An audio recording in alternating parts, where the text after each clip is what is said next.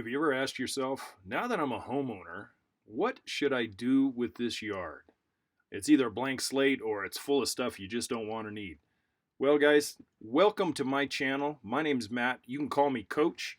And what I am planning on doing for you is introducing you to horticultural residential landscape problem solving and self-reliance.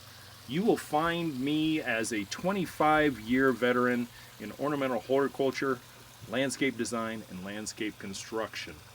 What I really want to bring to this channel is a variety of problem-solving skills, selection and introduction to various types of plants that work all over our country, and also problem solving and introducing you to various tools and products that will make your job as a DIY landscaper a lot easier.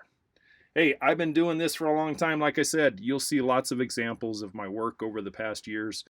I think everybody out there, especially in the days that we live in now, need a little bit of help, and it's better to be able to tune in at 12 o'clock at night or 1 o'clock in the afternoon and have somebody that might be able to answer your questions for you in a fairly clear, concise, and in layman terminology.